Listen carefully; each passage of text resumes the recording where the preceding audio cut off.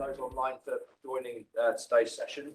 And thank you for those coming in to come and join us in the Cisco office in London today. Firstly, welcome Cisco. Obviously, those in the room, there's loads of snacks and drinks and stuff out there. Feel free to help yourself. Likewise, if you haven't found the news or anything yet, they're just out by the glass lifts and the lifts where you came up for later on today. At this point, I'm just, as I say, my name's Luke Hebditch. I'm sort of what we call a technical solutions architect inside Cisco, technical pre-sales engineer. And I actually sit on the committee of the ISSG as well. I have done for, I want to say 4 or 5 years at least now. So it's great to see lots of people here. At this point, I'll just hand over to Steve to introduce high level around the ISSG for those who are not aware, and then we will get started. Martin will go through his talk, and then we'll have plenty of time for Q&A and for chatting and that sort of stuff for later on today as well. But thank you all for turning up today. Fantastic. Thank you very, very much, Luke. Can I just say it's an absolute privilege to be here and to be welcomed by these guys here at Cisco. Most of our events have tended to be obviously online the last couple of years or so. We've been coming back out into London wherever we can, and of course most of the London events are just around the corner in Copthorne Avenue, I think it is, at the BCS office. So it's a great pleasure to be out here doing something different with something else, just for a change. So I really do hope that we can do more and more of it. A little bit about the ISSG. So I'm Steve Sands, I chair the ISSG. We're the Information Security Specialist Group of the BCS, which is the Chartered Institute for IT. If you're not already a member, please do look it up. It's well worth joining. And if you are a member of the BCS and you're not a member of the ISSG, there's no additional cost to become. So just sign yourself up and you'll get all of our information coming out about the events program that we're running, and lots of other interesting things going on, consultations by the month at the moment on various aspects of AI, as you would expect. So all sorts going on. It's my very great pleasure to be here and to thank Martin for stepping up to do the talk for us this evening. He's quite modest, so he might not mention the fact that he's just written a book, so it might be on one of the slides as well. But I think it's hot off the press, isn't it? It is, it is. So, I will not be shy in talking about my book. Good. So he's absolutely one of the leading authorities on our topic for today, which is threat intelligence. And I can think of nothing better to be doing on a Wednesday evening at 6 o'clock. I think we've got a reasonably hard stop at round about 8 o'clock this evening. Cisco want to shut the offices up and probably all go home. And I've got a train to catch to go back to Cheshire this evening. So I'll be heading off fairly promptly at 8 o'clock back to Euston. But I'm hoping that we'll have plenty of time for some Q&A at the end of your talk. And then when we run out of Q&A, both in the room here and probably a few online as well, Luke's going to be looking for questions coming from our online audience. Once all that's done, then I'm hoping that we'll have time to eat, drink and be merry outside. So that'd be great. Martin, thank you very much indeed. Thank you. Oh, good evening, everyone. Thanks for coming. Thanks for being here. So what I want to talk to you today about is specifically threat intelligence, how that's part of cybersecurity, and also how it has developed over the years and why it is such a hot topic now, and how we're going to use it in the future. Firstly, a little bit about myself. So we're here in the Cisco offices. I work full-time for Cisco within Talos, which is Cisco's threat intelligence and security research organization. I am their EMEA lead within the strategic planning and communications team. For many years, I led the European threat hunting team as well. I'm a chartered engineer, I'm afraid, with the other chartered body. Rather than, I'm terribly sorry. I've spent 20 years doing threat detection, working in threat intelligence. I started entirely by accident. I started my career as a human viral geneticist, actually working on genetics of human viruses, and promptly discovered the internet very early on and thought, this is what I'm going to do with my life. and dropped all of my ambitions of finding a cure for cancer or whatever, and went to build websites. Along with everyone, if you've got a few grey hairs, you remember the heady days of the dot-com boom, which was great, and then came the dot-com crash that wasn't so great. And eventually this job came up writing spam filters that I thought was quite interesting. And that was now over 20 years ago. And actually what I found was that writing spam filters and detecting spam was very, very similar to work that I've been doing in analyzing viral genomes, because it's a matter of patterns. We're looking for patterns and sequences. A virus genome is a sequence of DNA bases, and we know what certain patterns mean, and one pattern in the context of another pattern means something. And spam filters were very, very similar. All our email messages is a string of characters, and we're looking to find patterns, and then we're looking to measure homology in the same way that I was used to doing with virus genomes. And so got involved in it that way. And then as we started looking for more spam and started getting malware in my spam honeypots and started looking at the malware in more detail, we found that there were two very, very different types of malware. There was an awful lot of what I now refer to as mass market malware, which was being sent out to just about everyone. And then we were getting a few copies of malware that was really, really different, very, very different, very complex, and also being sent to a very small section of our clients. And what we didn't know at the time is this is what we would now refer to as APT. These were nation state attacks. We were able to distinguish between these two different types of attacks, and then that sort of led me onto the path of spending more time looking at these attacks, trying to understand what's happening in the threat landscape. About some, I guess, 15 or so years ago, when I realized that what we were doing was called threat intelligence, I started looking for the textbook in the domain and couldn't find it.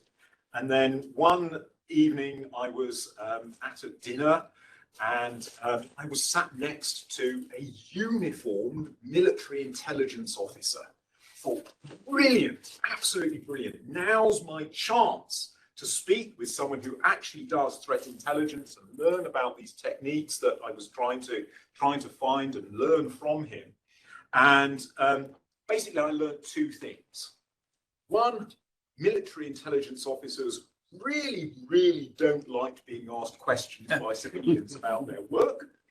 And secondly, there was no textbook. The textbook that I was looking for didn't exist.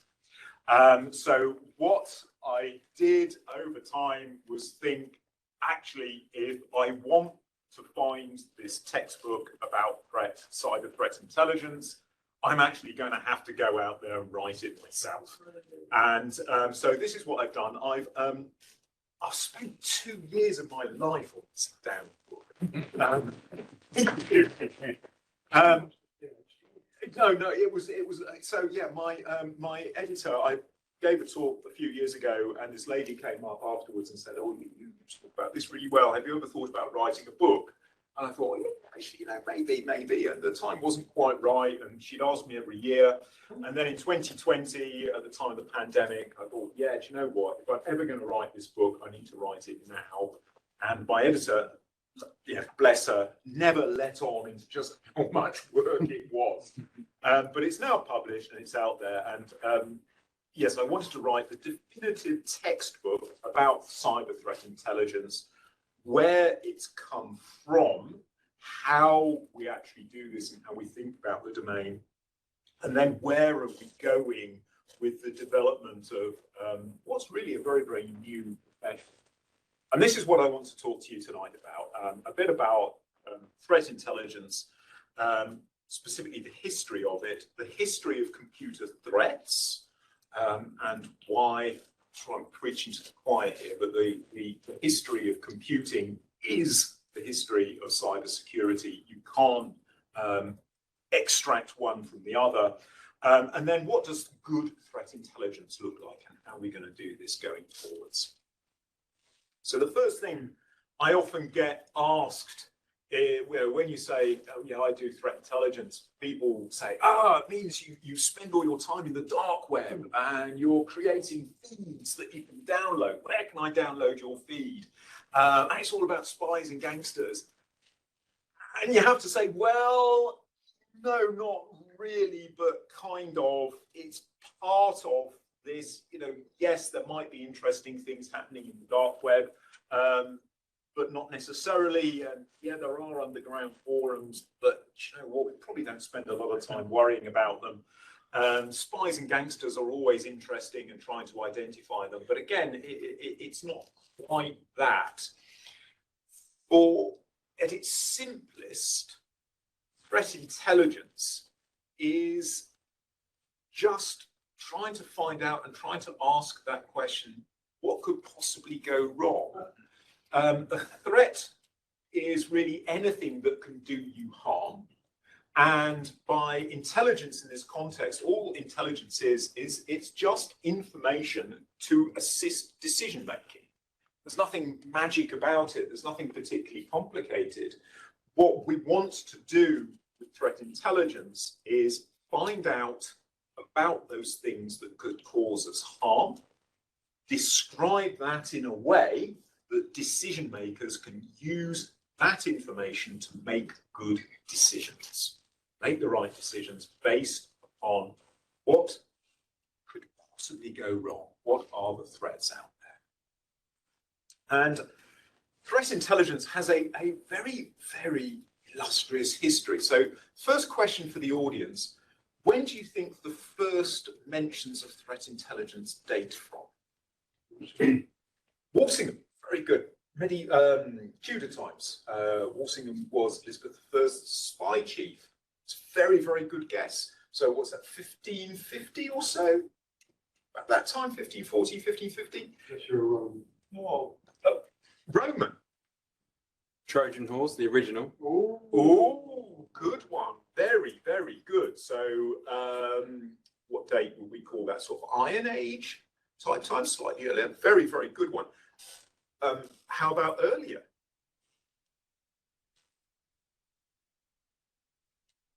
So our first written mention of threat intelligence, actually 5th century BC, in the Bible.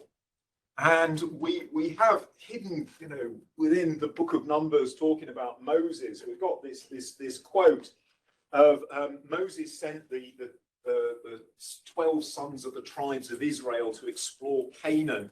And he says, go through it and into the hill country, see what the land is like, and whether the people there are strong or weak.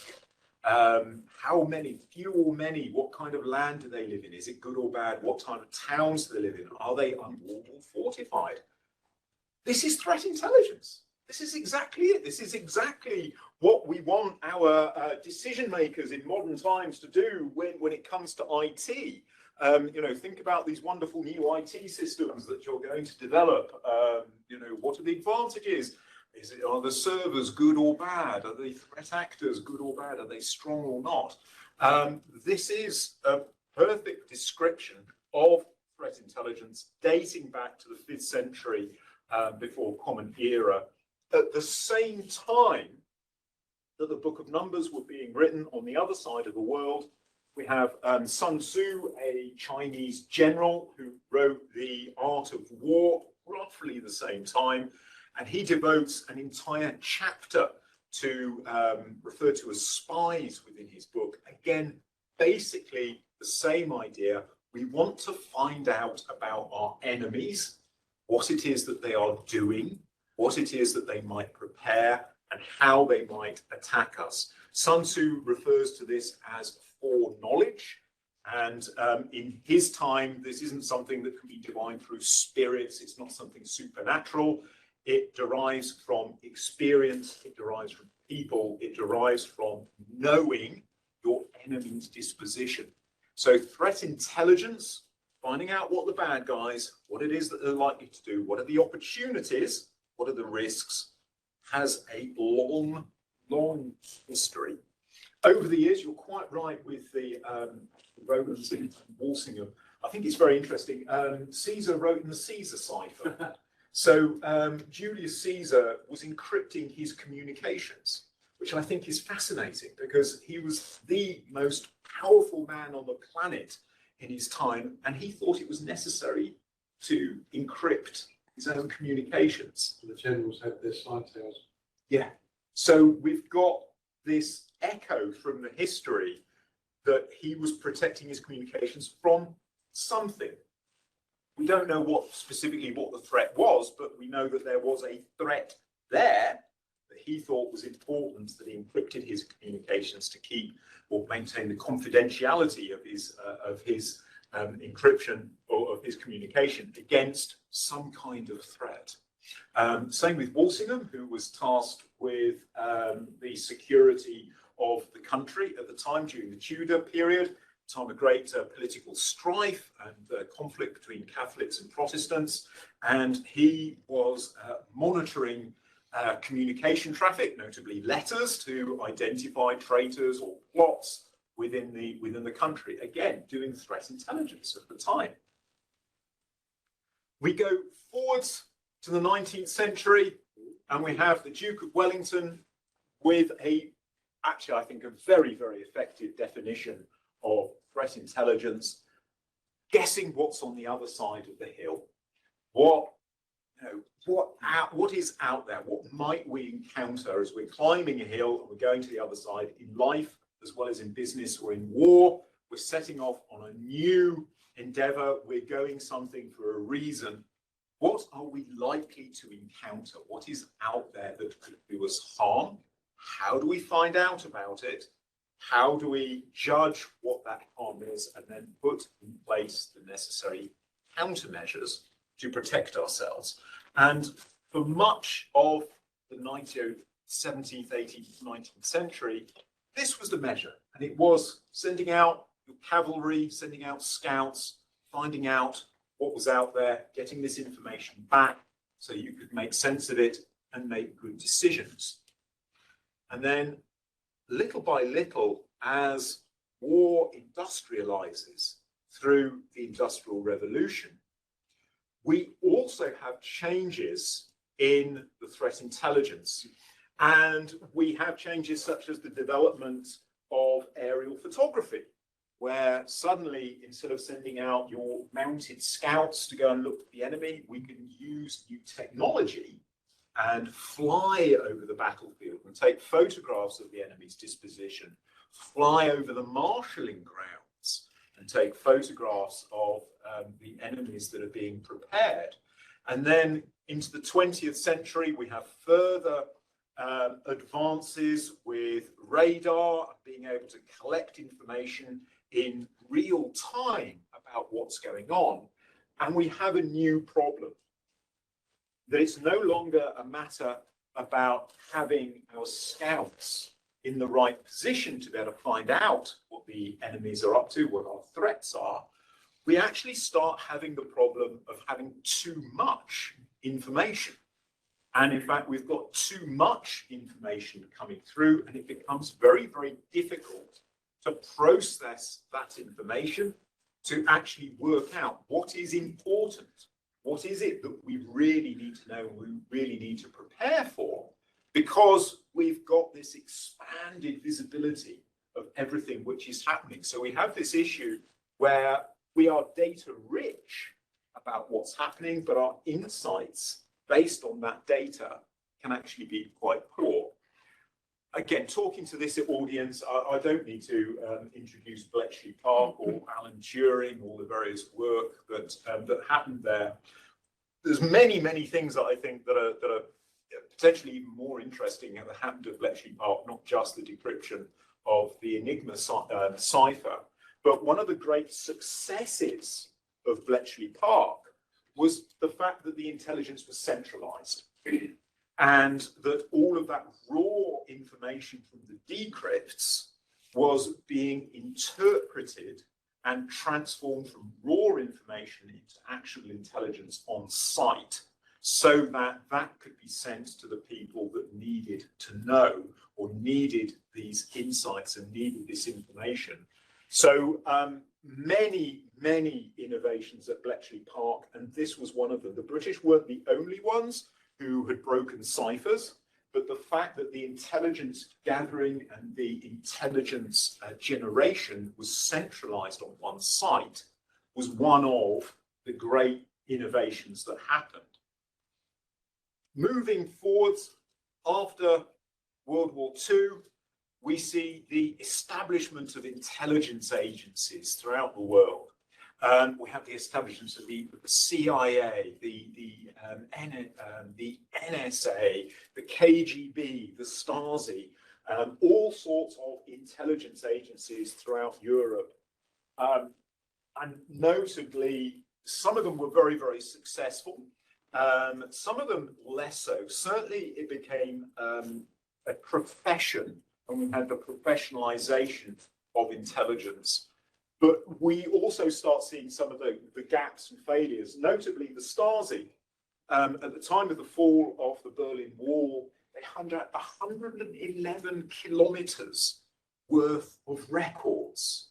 So the Stasi were keeping files on everyone, and they had everyone's movements and everything that everyone was talking about to everyone else.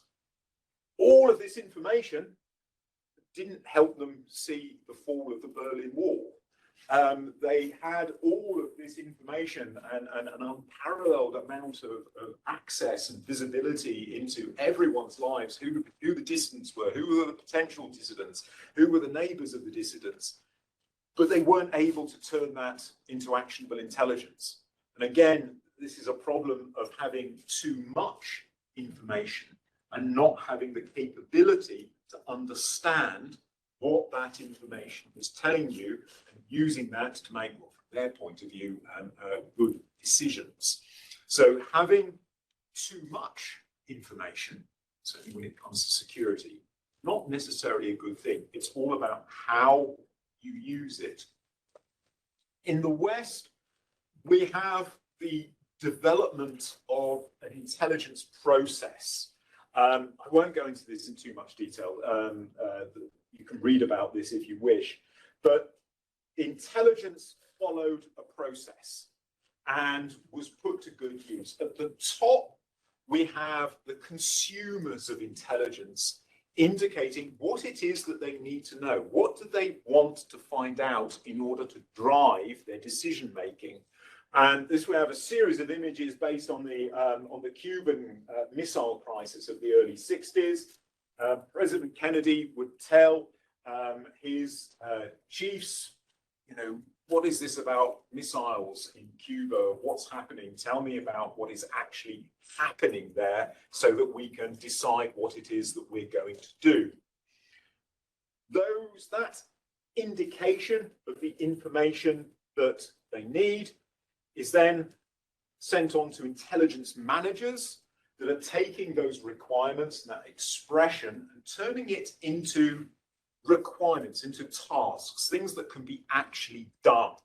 And those tasks are handed over to collectors, who are the people that are obtaining the raw intelligence. In the context of the Cuban Missile Crisis, we have spy planes that are photographing things. We have spy photography flying over the missile sites, photographing what's coming on or what's happening, what's going on. And then that raw intelligence is interpreted by analysts who are making sense of what it is that's being collected, that visibility that they have, that's then being transformed into reports, which are then being distributed to those that would need them, which is then being put to good use. And then based on those reports, based on the decisions that were made from them, that then leads to new requirements for intelligence and new needs, and our process continues and goes through. And this is still very much the intelligence process that's in use today. Consumers, decision makers, identifying what it is that they need to know, what are the problems, what concerns them, getting specialists to go out and get that information, transform it into intelligence, making sense of it about what's happening, using that intelligence to make good decisions, and then repeating that process again. Coming through the 20th century, all of this is the preserve of the nation states. Why? Well, you need the capability of a nation state in order to see threats. You know, if you're going to have spy planes, satellite photography, you need to be a nation state. Equally, you need to be a nation state to have the capability to respond to those kind of threats. Where we are in the 21st century, all of this has changed. You can, from your laptop at home, you can get near, not far off, real-time satellite photography of the Ukraine conflict and war. You can follow this yourself. We have an absolutely incredible capability now to have the visibility of threats. Still, there's not an awful lot that we can do when it comes to global conflict, but we now have a democratization of this visibility that previously was only available to presidents, intelligence agencies, nation states. Please. Thank you very much. You present a very comprehensive approach, and you mentioned the failures of Stasi. Yeah. Could you comment on the Iraq War and the lack of mass destruction? We shall get there. We shall get there in a couple of slides' time. We're not far off. A few slides, 6 slides. Okay. But yeah, we'll get there. A big change, which has happened very, very recently, is when it comes to cyber threats. Previously, the threats that would affect a nation state were only visible to the nation state, and only the nation state had the capability to respond to those. In the 21st century, when it comes to cyber threats, these are majoritively hitting the private sector. It's the private sector that has the visibility of those threats, not the public sector. The cyber threats are visible in our logs, in our firewall logs, in the logs of your servers, in all of your applications. This is where the visibility of these 21st century threats lie. And who has the capability to respond to them? You do, of course you do. The guy who runs your antivirus software, the guy who installs your firewall, who updates your own updating of your patches on your systems. If it was auxiliary, you'd send one back. You would. Kind of be unethical in the world of cyber, but all of us in the private sector, we now have the capability to respond. We have the capability to decide our levels of investment and the types of defences that we're going to put in there. Previously, where we would depend on armies, on law enforcement to defend ourselves, in the 21st century, when it comes to cyber threats, this is entirely on us. This is our task. It's what we need to do. It's what we are responsible for. And this, for me, is why threat intelligence is so important, why developing those threat intelligence skills within the private sector is so important. You have the visibility of these threats. You also have the capability to respond. So let's talk a little bit about computers and threats, and most importantly, why the history of computing is the history of cybersecurity. Our very, very first electronic message, wireless telegraphy, 1901, Marconi declared that wireless communication was completely secure because it was sent over a single wavelength. And you had to know in advance the wavelength that this communication was being sent over. And because the wireless spectrum was basically infinite, it was entirely secure because you couldn't find that wavelength without prior knowledge. In fact, a couple of years later, in London, this gentleman, Neville Maskelyne, who was a magician by practice, Marconi was giving a public demonstration of wireless telegraphy. and transmitted a message from a Cornwall, I think it was, to the public in London. And Neville Maskelyne tuned in to the particular frequency that Marconi was giving his demonstration over, and sent his own obscene limerick by Morse code over it, which you can imagine the shock and scandal. The press of the time called this scientific hooliganism of Neville Maskelyne, showing actually that wireless communication is completely insecure, no matter what the purveyors of it may well say. Again, I don't need to introduce Beckley Park to you, but what I want you to consider is here we have the world's first electronic computer designed and built to hack communications. The history of computers, our first electronic computers, are actually used specifically to break the confidentiality protections of a nation state's communication. Everything to do with computers is inseparable from that of information security. So everything that we've done since the first year of electronic communications, of electronic computers, has all been about security and breaking that security. Obviously, Colossus, part of a highly secret nation-state operation, and most of computer threats have been throughout the 20th century. We get our first inkling of just how things are going to change in 1989. Can I ask who's heard of the cuckoo's egg? Oh, brilliant, awesome audience. Then you will know we have a very, very minor accounting error in a university's computer use system, and we have the systems administrator who's asked to investigate why there was this 75 cents accounting error in 9 seconds of unaccounted for use of computer time.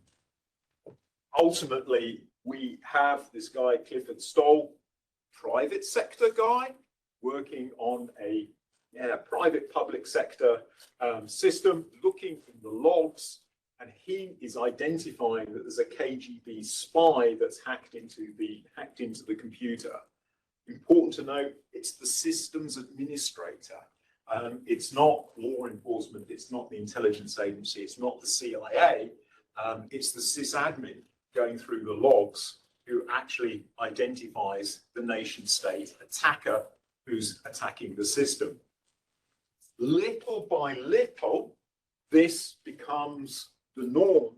And again, we have private sector investigators looking at data within the private sector who are identifying nation state spies. So fast forward to 2013, and we have this, which I think is incredibly significant. The APT1 report published by Mandiant in 2013. They identify a spy agency from China that's hacking into the private sector, and they collect all of this information about the campaigns, all of the industries that this threat actor has been hacking into, and publish this as a report naming this threat actor APT1. Previous to this, this was stuff that was only ever done by the public sector, and it was never published. And now, 10 years ago, we have our first published report, the private sector identifying nation-state threats through data and analysis that's being conducted entirely in the private sector.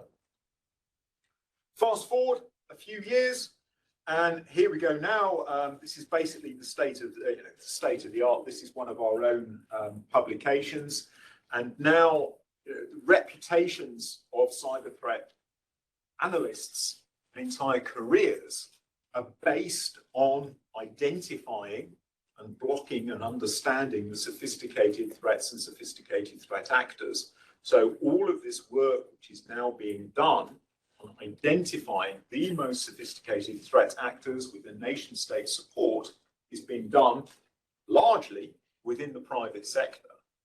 And then I included this slide. This is a very, very recent publication, which just bowls me over. So this has also come from Mandiant. Two researchers at Mandiant who have reverse engineered the GRU, which is Russian military intelligence's playbook. I mean, really, can you imagine this 20 years ago? We'd have private sector researchers who are actually reverse engineering and understanding, publishing the playbook being used by Russian military intelligence. Go on. Do you think that they're being naive or they're assuming? In which way? They put their names. To be honest, no, because I think there's so much of this kind of research that's being done. It's becoming mainstream. I think we do forget.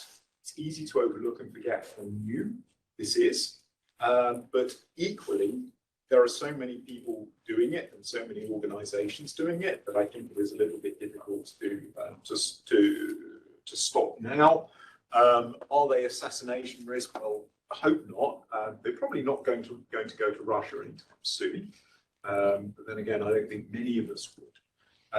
But I think it's just so incredible that this is now being published in the private sector, and the private sector has this capability.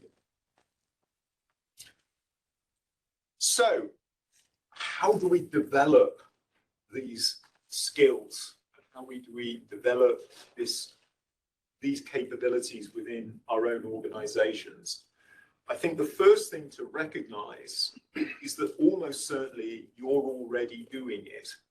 If you have any form of risk management process where you are asking that question, what could possibly go wrong? And then documenting those things that could go wrong and thinking about how you're going to stop them go wrong or stop them going less wrong than they might do. You are already doing threat intelligence. You're just calling it by a different name. This may well be a formal process, such as a formal risk management process following something like ISO 27005.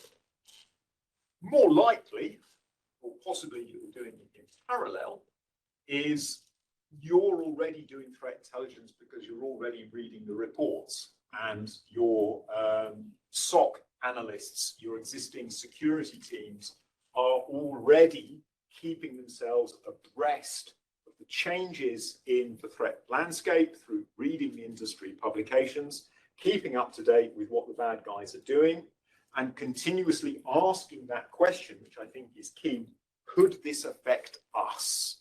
If you're reading about a specific threat or something that's being published, asking that question, could this affect us? If so, what are we doing?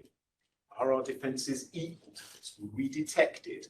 If it did happen, would we resist such an attack? What might it look like? This is fundamentally what threat intelligence is all about. Again, you're almost certainly doing this already, but not necessarily recognizing it and not necessarily referring to it as threat intelligence. And this leads to two models by which threat intelligence is implemented. In an ideal world, this is something which is top down and approaches the traditional threat intelligence process, threat intelligence cycle, where we have a senior decision maker, your director of IT or director of security, or your CISO, who is asking questions about the threat landscape, about new kinds of threats, or about our protections against threats. These questions are being asked of someone who has the role of intelligence manager. That might be the head of the SOC, or it might be a manager of cybersecurity, who is handing that off to someone who has the role of the analyst, who is going and collecting that information, understanding it, putting it into context of your own organization, writing that up as some kind of report, which is then being used by our decision makers in order to make good decisions about the allocation of resources and moving to action. In an ideal world, this is what you're doing. More often, it's probably going to be something which is bottom up and is driven by your motivated analysts who are reading those reports about what's happening in the threat landscape. They're then asking those key questions. Could this happen to us? Are our defenses adequate? How would we respond to this? And if they're any good, they're writing it up as some kind of report or recommendations. That's going to their manager, who is then passing that upwards to decision makers, which is leading to action. It's better than nothing. It's likely to be oriented to your analyst's interests. If this is you and you recognize this kind of model, make the team look good. Don't make this look like anyone here has made a bad decision. Make this as a recommendation. Hey, us in the SOC, us in the security team have wondered about this. We think that we could make things better by doing this. Ultimately, you're trying to make the team look good, especially this more senior management. And also, ultimately, we're looking to improve the security posture. And if you can keep your eyes focused on the idea of how are we going to improve the security posture or the security posture of our organization and make everyone look good at the same time, you'll do great. If you go about another way and thinking, oh God, everyone's made bad decisions, how dreadful they are. Yeah, try not to do that. So, good intelligence. What does good intelligence look like? And here I shall answer your question about the Iraq war.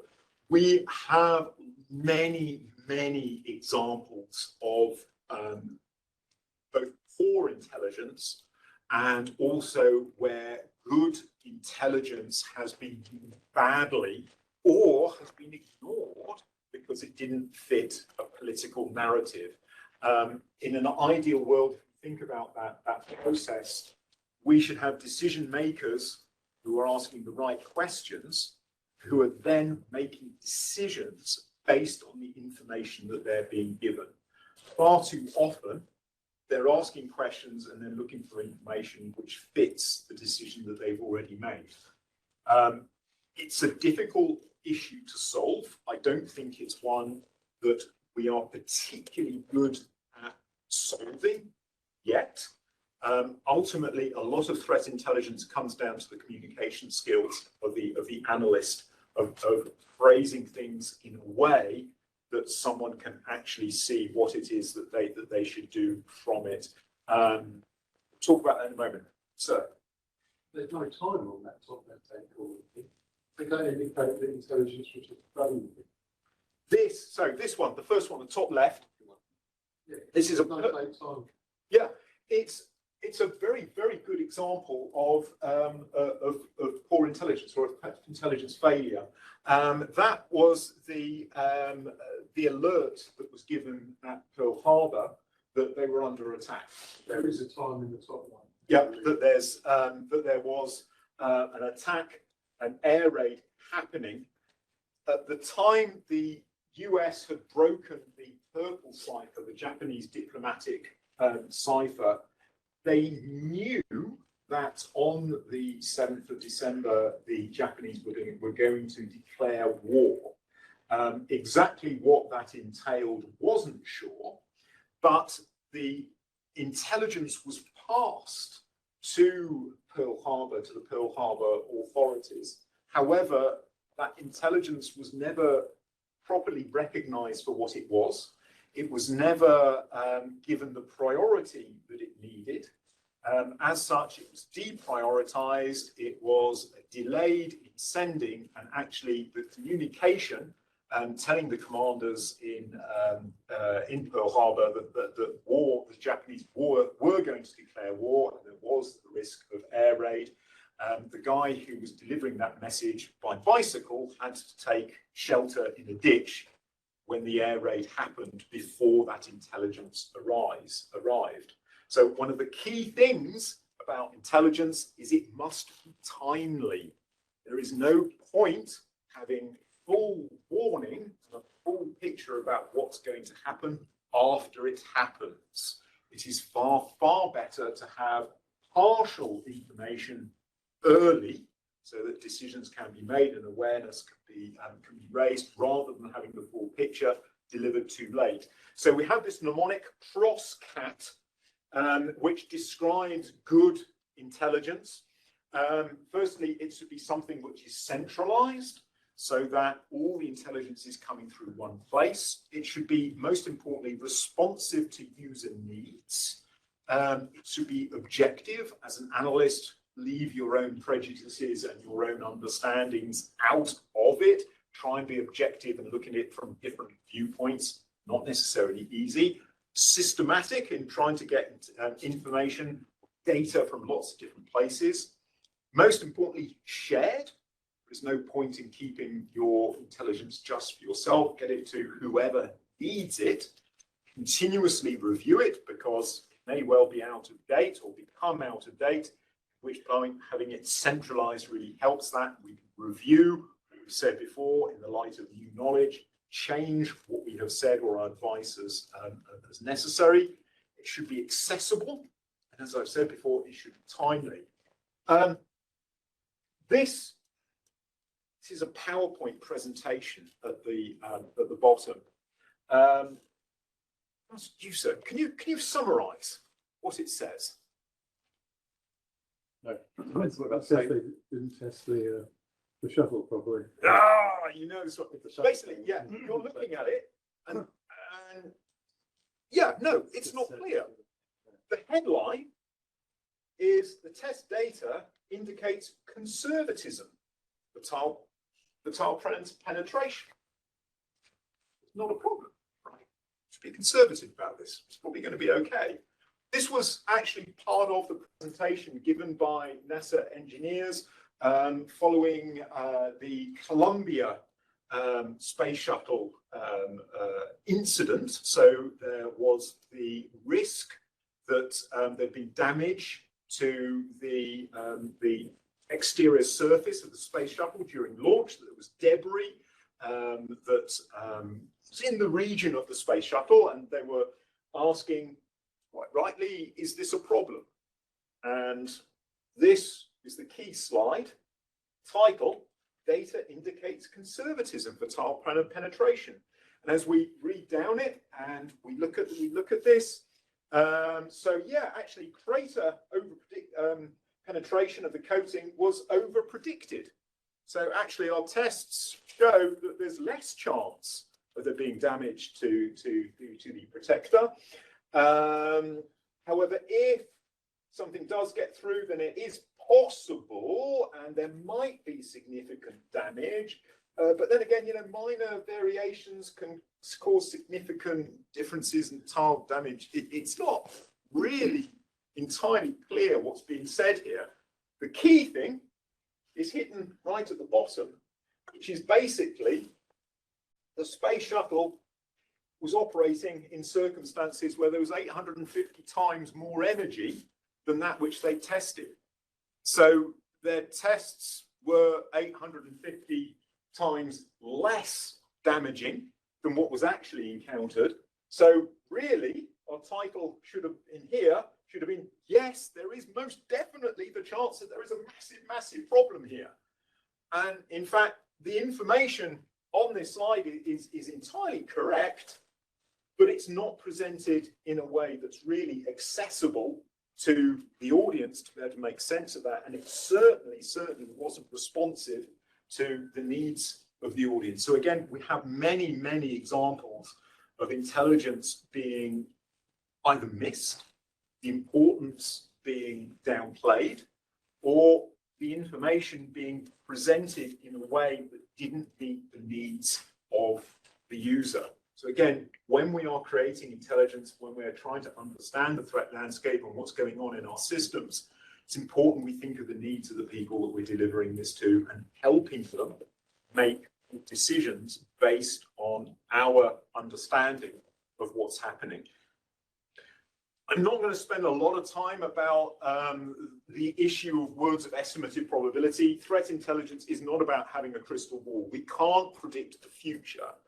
Anything which is forward-looking in threat intelligence is being wrapped in words of estimative probability. We're making estimations about likelihoods based on our levels of confidence and also the credibility of the sources that we're reading. So when you do read threat intelligence reports, look for these kinds of words and try and estimate what is it that the analyst is trying to tell us. Are they certain that something is going to happen, or are they talking about things that are, maybes or even less likelies?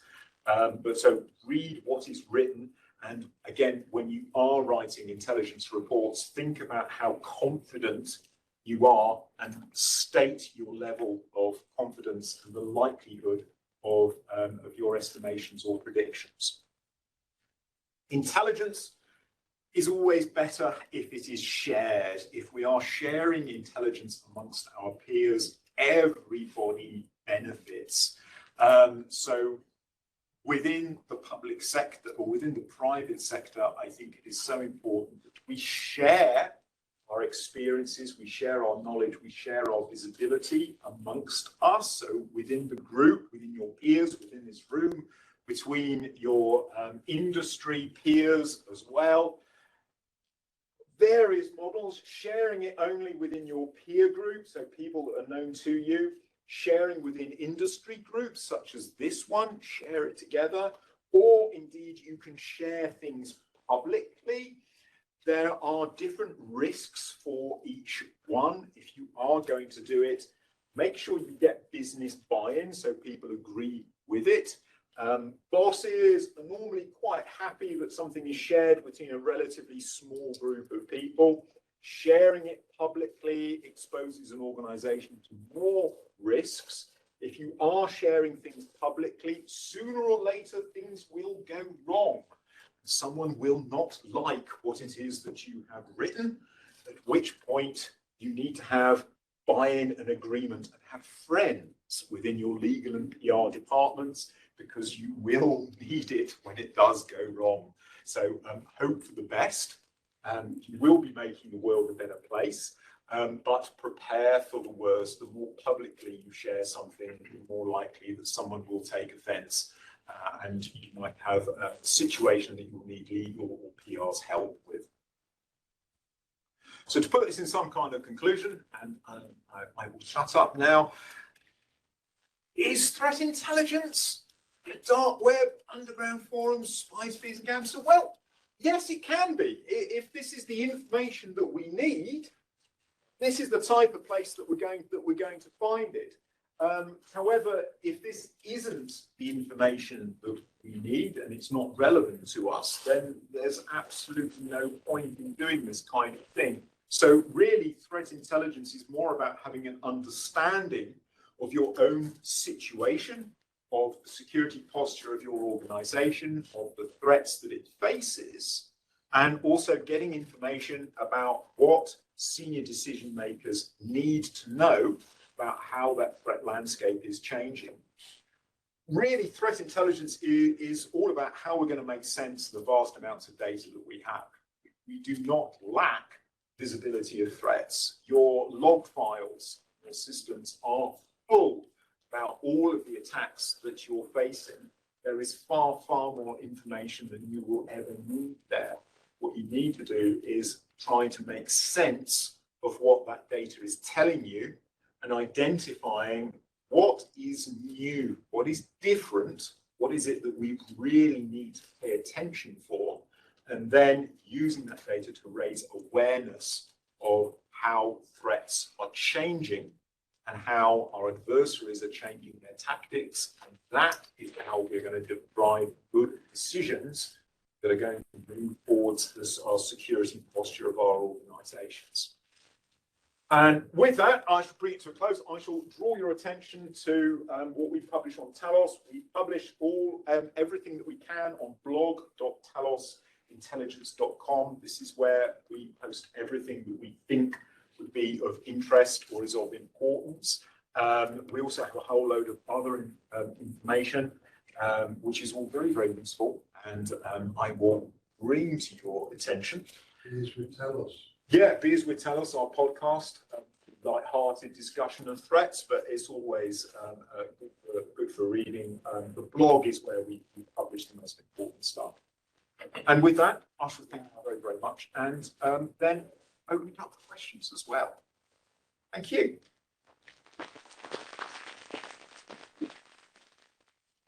Please, question. Hi there.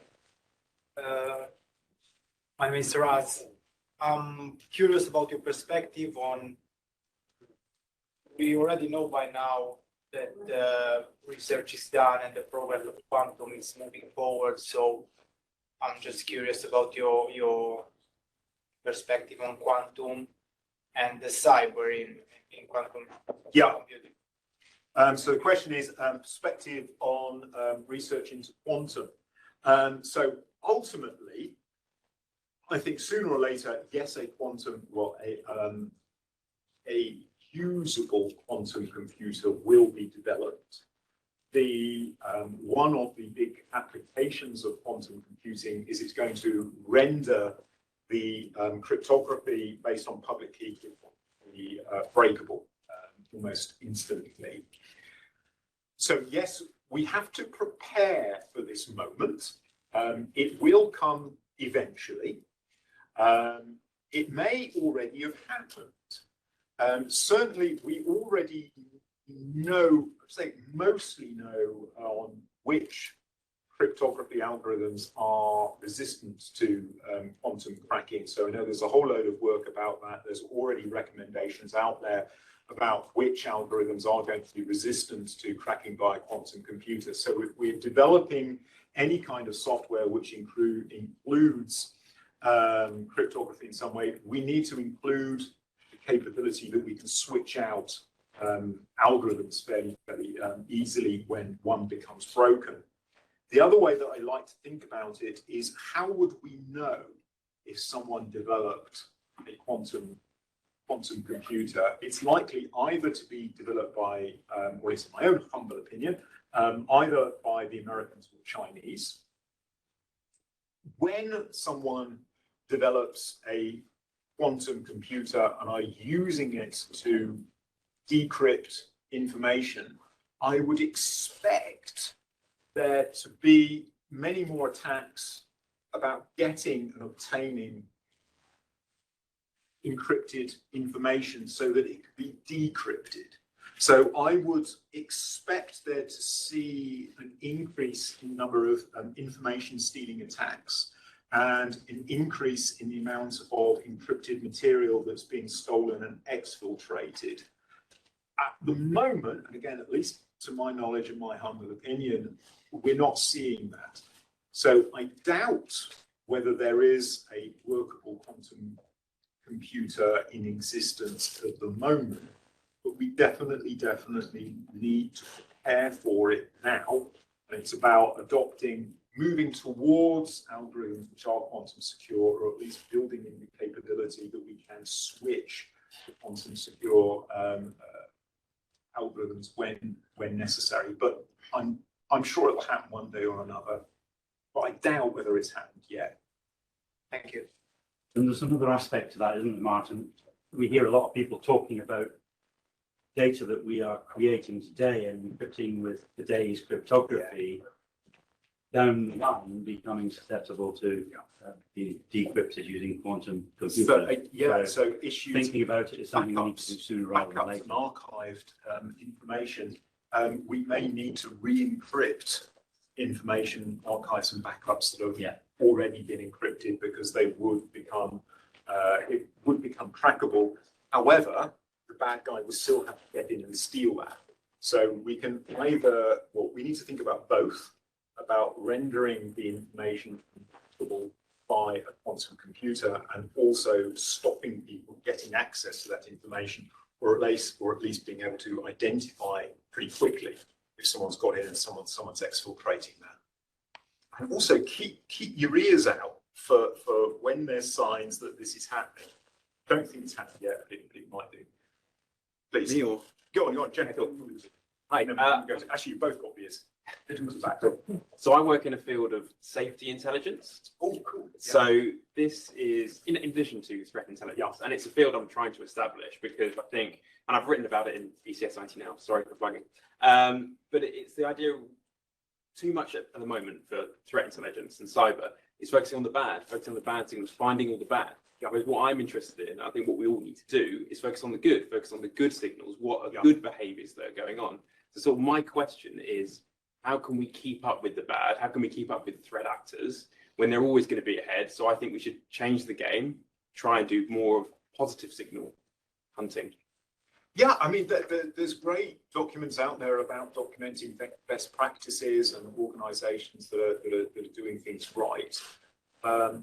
I think part of the problem that is best practices tend to lag the threat landscape by years. So I often think it's slightly dangerous to rely on best practices. One of the things that's different from cyber threat intelligence, certainly from other domains, I often compare it like, what if I was a structural engineer and I'd done that and I was building bridges that were resistant to attacks and going wrong? You know, gravity is constant. The issue with cyber is that whatever protections you put in place, the threat actors are encountering that. So it's as if you're building a bridge and then suddenly gravity reverses. And you've got to build a bridge which is resistant to those attacking forces continuously changing and reacting to what it is that you've already put in place. So, yeah. If I may, so I'm not really talking about best practice. If, for example, with phishing, at the moment, we're all trying to sort of find phishing bad sites, and you can look at HTTPS certificates that have been registered and say, oh, yeah, right. Yep. But you're always on a timeline. You always have to be reactive. So I'm talking about being proactive, look at trying to find all of the good sites, all the official, authentic sites. DMARC. DMARC does this already. So DMARC SPF, we've already got ways of doing this and being able to identify stuff that's good or bad. The issue is getting it implemented. It's not always easy to implement. And the issue with DMARC and SPF is that it protects the stuff that you are sending, not the stuff that you're receiving. So it depends on everyone else implementing it, not you, which is hard. Yeah, it's difficult. It's not easy. There are initiatives of doing it, but again, it's partly the issue of intelligence of externalizing, getting understood. What is the problem? How are we going to fix this? What are the risks even in the fixes? Because the fixes might go wrong. Even so, I have to call DMARC and SPF good practice. There are good practices. Yeah, they're fine, but they're not perfect. Yeah. But yeah, I mean, talking about how we do things well, again, I think is important. Certainly I'm guilty as the next person. I think cybersecurity attracts pessimists. If you're the type of person that's always looking for the way things can go wrong, it's brilliant. And I love looking at ways that things can go wrong. You know, and I'm sure many of us have the same experience. Certainly working in Cisco, as you're working with sales guys who are like, yeah, it's going to be awesome. We're going to do this. It's going to be wonderful. And you're the guy there saying, well, that's not going to work, or that bit's going to fail, and that bit's going to get attacked. So you're always Debbie Downer. So yeah, I think it's a good idea. However, yeah, I'm always going to find holes in it because it's just what I do. Please. Yeah, all right, thank you. In the last couple of years, we have seen the rise of artificial intelligence. Mm-hmm. So what's your perspective in artificial intelligence in cyber intelligence and gatherings? The big thing that I want to convey is just how new this is. And I think it's easy to forget just how far we've come in only 20 years or so. The other bit, which I think is very important to think about, is we need to develop the skills. We need to develop awareness of the skills now, because I mean, I've come into this by accident. I'm a civilian, not trained in intelligence. I've come into this by accident and wanted to find more about it, and I've been lucky that I've been mentored and taught by people who've been formally trained. There aren't enough people that have been formally trained. There's relatively few threat intelligence courses within universities. Most people in threat intelligence community are coming out of threat intelligence agencies or the military. We don't have enough throughput of those people coming into the private sector. So we need to develop the skills in the private sector now, and we have the visibility. It's all there. We just need to develop those skills of making sense of all the data that we have, using that to create good intelligence that people can make good decisions from, and also sharing it. So I think it goes back to your point, it's sharing that information so that people are making good decisions, good decisions, if that makes sense. Dave Michelle on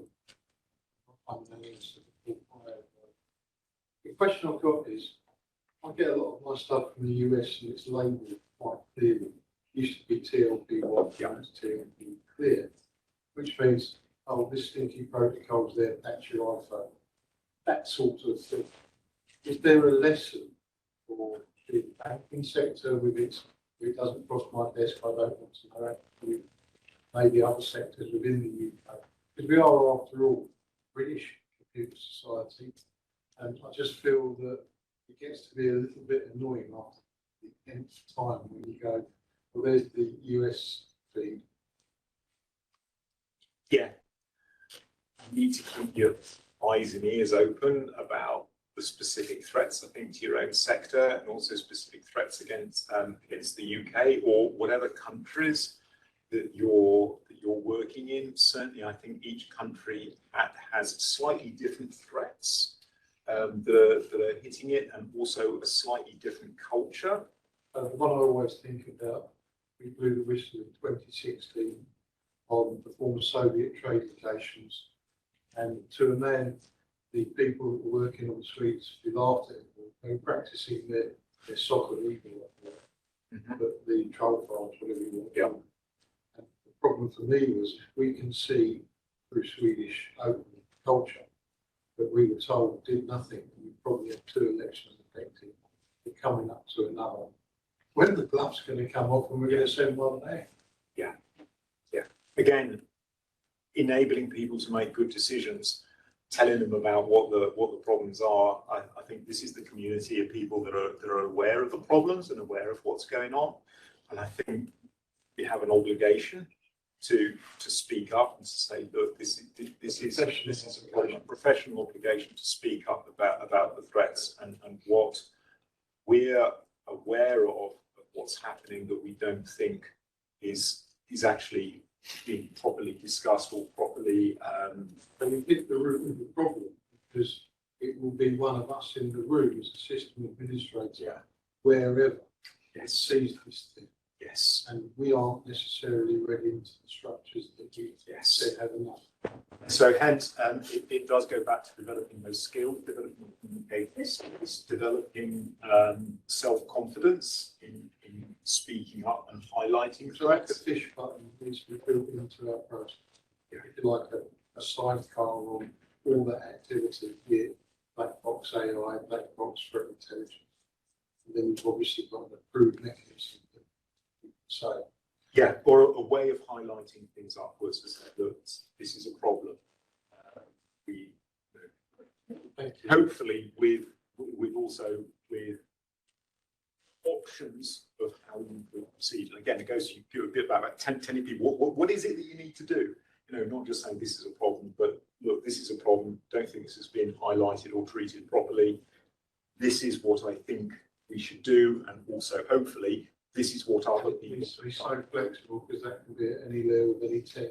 You Yeah. need a room of requirements. Yeah. If you like, policy as a service. Like, Yeah. But to get that actually happening, I think we need to develop the skills. We need to get people used to doing this, used to identifying a problem, used to analysing it properly, and also skilled in the communication skills. We go back to your question about the Iraq War. How do you tell someone that actually they're going down the wrong course of action without them getting upset? which is exactly what the Chinese PLA colonels did by putting me after that war. They reviewed it. And the result is what they have today. That's really information superiority, if you like, the cyber buildings. And that's good threat intelligence on their behalf, but we need to develop these skills in the private sector in the West. This might be a slightly self-serving answer for you, but if there's a lack of very well-trained threat intelligence people out there, are they should they be going into organisations such as Talos, who can then serve many different customers at the same time, least of which is because you get a feed of 100 or 1,000, however many different customers, so you get that wide variety of signals, which allows you to hopefully then find everything correct. I mean, when you ran your spam checking filters, if you're only checking the mail that arrives at your mail server, then you're limited on scope and is this good, is this bad. When you're Google scale and you've got stuff loads coming in, then it potentially becomes more obvious. We have the same problem with cybersecurity in general. There aren't enough cybersecurity professionals to go around. Well, personally, I think a lot of the solution relies in managed services in actually pooling areas of expertise that can then service many clients. Always like to think, my plumber, he needs cybersecurity protection, he needs to be aware of what's happening, but he's never going to employ a cybersecurity specialist full time, let alone an IT guy. So we need to find ways of how we can support smaller and medium-sized businesses with not only threat intelligence skills, but cybersecurity skills, good IT skills.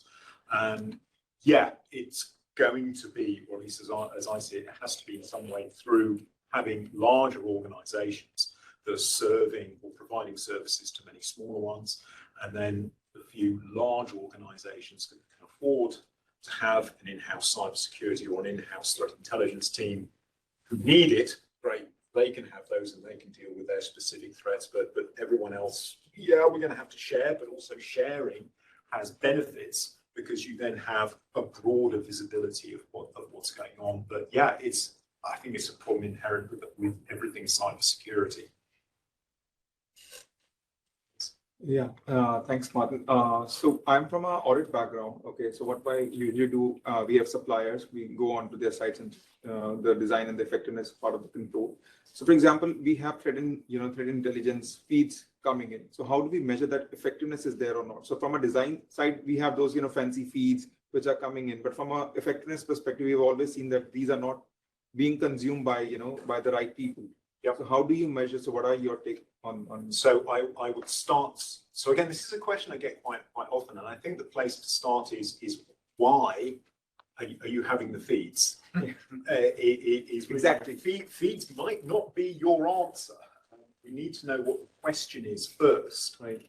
And then we can judge whether the feed meets the requirements of that question. But we need to start with the question. And I think far too often, and this is something with cybersecurity in general, we look for solutions or something that we can buy rather than thinking about what is actually the problem here, what is holding us back, what are the potential options in order to solve this problem, and then being able to measure the effectiveness of the solutions against the problem that it is that we're trying to solve.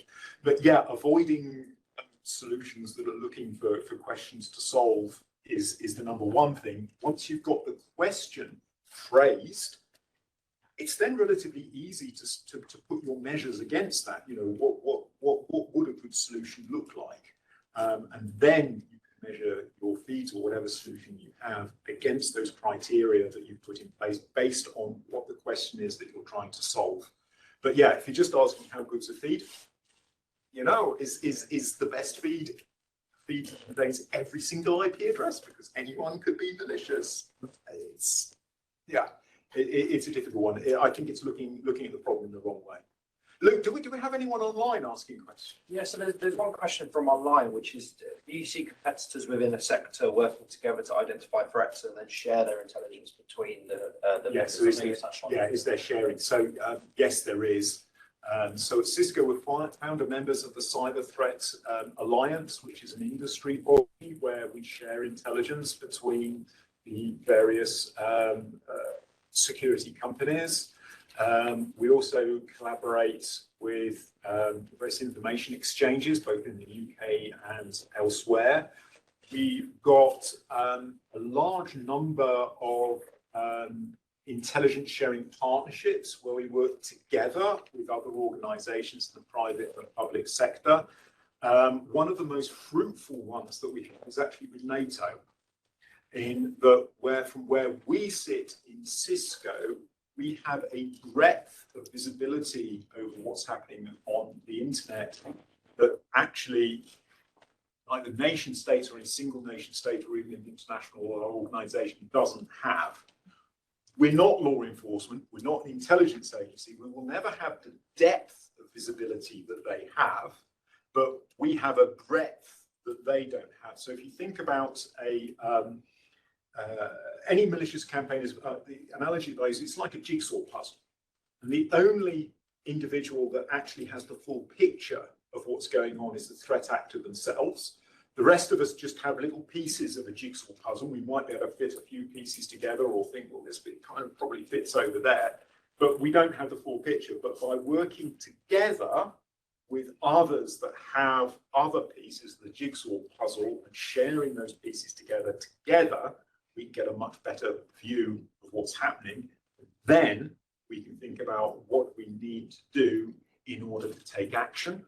Part of that can be actually using the capability of the public sector. So we've worked together with law enforcement to have command and control infrastructure confiscated. So we can have the visibility. We can say, okay, look, all the command and control of this particular campaign is coming from over here. We can't do anything about it, but law enforcement can. And by sharing that visibility and those capabilities, we can actually make a difference. Cisco is unique in its ability to fix that. So I'm volunteering in the IETF as well, and I've got a couple of really good Cisco people that have been on a few protocols that we've worked on. I think that's another value add that you have. Again, if it's nation state actors with some sort of agenda protocol level, new IPs and 5G and what else, you're probably the only ones in the world that can challenge based on unknowns. Yeah, and we can also work together with service providers. You know, it's a fairly tight margin business, and not on their security desk is maybe prioritised. And you know, we have been able to reach out. We've seen a service provider being abused by threat actors. We've reached out and said, do you want to hand here? And you know, we can tell them which server or which rack in which data center is being abused, and they can just pull the plug on it. Rather than wait for tickets coming through or whatever, at which point chances are the bad guys have moved on. So yeah, it does take a rich ecosystem of organisations working together with their own particular capabilities and abilities to solve some of the problems. But yeah, ultimately what we want to do is get the bad guys unplugged.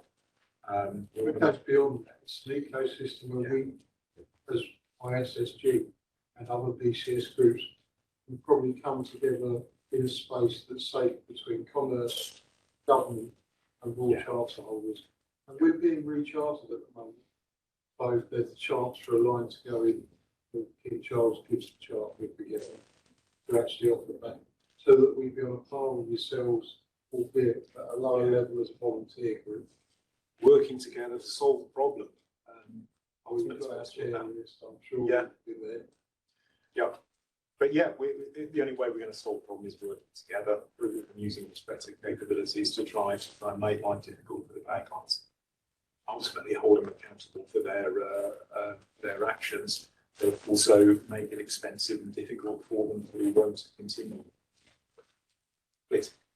On the cross-cut principle, which is quite interesting, I have a question about centralized. Yes. Because when we do algorithms these days, we tend to distribute algorithms, and we can put some weight on the network, on the computing, on the nodes, and probably to make the overall picture more robust against attacks, you would thin some network parts, and you would protect more the nodes themselves. Yeah. So how does it match decentralized approach to information? So it goes back to a lot of this and the experiences at Bletchley Park, having the intelligence part of it. So in terms of where do you go if you need information about a particular threat of an API, you want a single API that you're calling to get intelligence.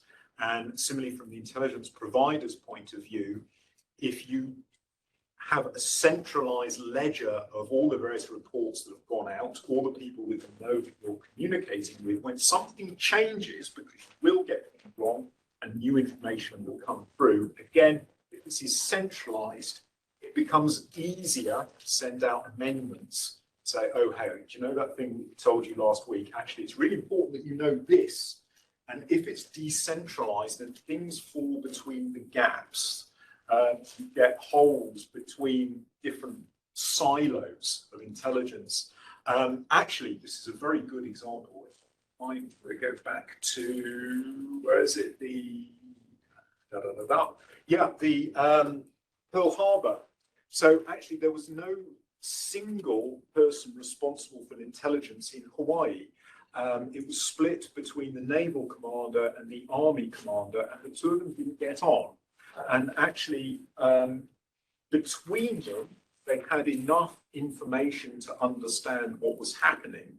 But because there were two separate silos that weren't collaborating, weren't communicating, that information wasn't shared. If you ever watched the film Tora, you remember the bit, there's the flight of B-17 bombers, and there's the radar station that detects the incoming aircraft. They assumed this was a flight of incoming B-17 that was actually scheduled. If they'd have talked to the aircraft, the Air Force, they would have known that no, it wasn't, because it was coming from the wrong direction and it was at the wrong time. However, because there were two separate silos, and argue there was a decentralization of intelligence, there was no collaboration. So different bits of information that should have been merged together, that would have happened in a centralized agency, stayed in their silo. Yeah, it ended up as a disaster. So we have much case studies and history that actually in intelligence silos, distributed intelligence is not a good thing. Getting the raw information together in one place where it can be queried and gathered by analysts and turned into intelligence reports and sent out in one place is a model that's known to work. Do you think that that difference there is some, although they both require centralization, there's a difference between tactical intelligence and strategic intelligence? And that didn't really come out, but I get it doesn't look. There are many change, there's many details that say, so yes, there are many. So my best example of tactical intelligence from the Second World War, which is the same as actually your bottom picture where, or part of it is the same, is the Downing system. Yes. Which is an incredible way of doing tactical intelligence in timely fashion. Yes. Whereas Bletchley Park was slightly more at the strategic end. In fact, quite a lot of the strategic end. It did have some tactical uses, but the battle of the beams. Yeah. The work of Arvin Jones. Yeah, that's right. Yeah. So, and the other thing I pointed out was that there's actually some debate at the moment in sort of defence and circles about intelligence training and skills requirement. And it seems to me that perhaps there could be some input into that from the private sector as you're now fighting against a different type of threat. Yes. However, I often find it's very difficult to work with the public sector. Yeah. I understand why. That's where more chartered than being more broken. So I think this is how we work on this. I think we in the room actually make a commitment. And we tried it in the CMA, it worked all right, but we didn't have enough workers. It is a lot of effort, even as a volunteer. And I just think that it's just nice to have a neutral club where government commerce can at least have a quiet chat. Yeah. So effectively you create that space. I mean, the best I've got is absolutely an old phrase. But yeah, I understand their requirements. I You understand their understand. difficulties. Yes, I know the old crows, and I know the type thing. I think it all comes down to how rapidly the environment has changed. We've moved from a world where the nation state had full visibility. Very, very suddenly, that visibility is now in the private sector. And I think those procedures about sharing, it's not necessarily that issue of tactical or operational intelligence, it's about sharing perspectives and understanding of what's going on, what's happening. And I think most importantly, techniques just isn't happening. So, I mean, okay, it's a few years ago now where I sat next to distinguished uniformed gentlemen in military intelligence. He was shocked that I was asking him technical questions. But me coming from a university research background, this is how you advance your domain and your profession. It's through cross collaboration with different people with different perspectives, adopting their techniques, seeing things from their point of view. But I think for historical reasons, very good reasons, if you think about Bletchley Park, it's vital that needed to be secret. That culture of secrecy permeates, I think now, at least from my point of view, that I think it's no longer helpful. We need to talk and work together more. We have some very, very fruitful collaborations that I think the best is where we've been able to take people with that kind of ex-intelligence agency background embedded in the private sector that can do that translation between two different cultures. But the first time it happened was when the Black Chain was written. So after the First World War, the head of the NSA he had to write a book. That is the nature of the beast. Yeah, it's people coming out of that environment, working with another environment. I'm not the right person. I consider myself actively not security cleared. My job is going to be talking publicly about security.